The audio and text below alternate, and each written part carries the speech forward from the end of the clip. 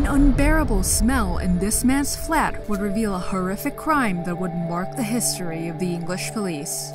A plumber was sent around very urgently on Saturday morning, and he looked down in the drains beneath the house and he saw what he knew was not what should be there. The discovery was shocking, but at the same time horrible. The police had to go to the scene where they started an investigation. The stench coming from the pipes and that was coming into the house was clearly not one you'd get from anything you'd normally flush down the toilet. I always remember it was bitterly cold. It had been snowing and we stood outside this awful house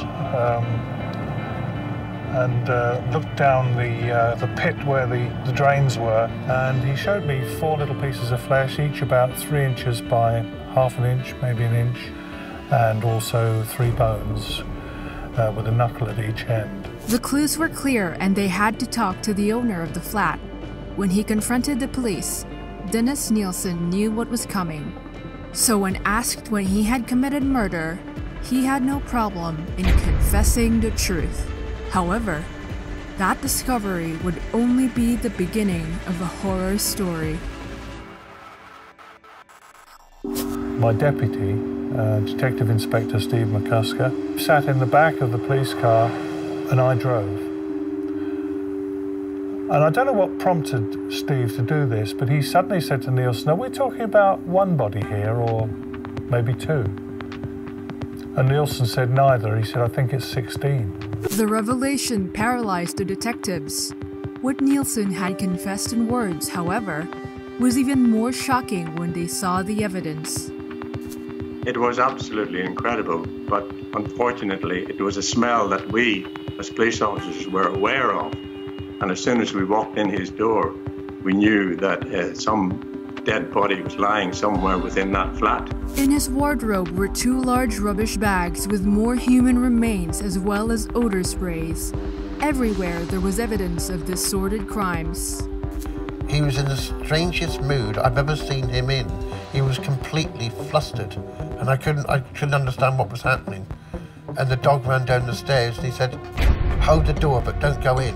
Nielsen didn't want his friend to come into the flat because the whole horrible scene would be exposed. However, the whole truth would come out sooner or later.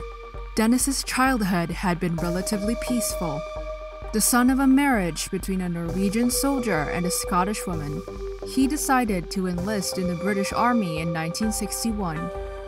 Working in the kitchen, he became a master butcher, but he also began to unleash his dark passions. He liked to look at dead bodies, but he also liked to play dead. He would make out he'd passed out and would fall to the floor. And you go rushing up to him and he'd just be laying there. But I actually know that he wasn't asleep, he wasn't out, he wasn't passed out. The psychology behind his crimes had to do with this, but also with the fact that Nielsen became a very solitary person who found in the young men he murdered momentary company. However, he didn't find pleasure just in death. After he killed them, he would sometimes bring them out and put them in a chair and have conversations with them, as if they were still alive. His main victims were young homosexuals who he charmed with his friendly personality in London bars.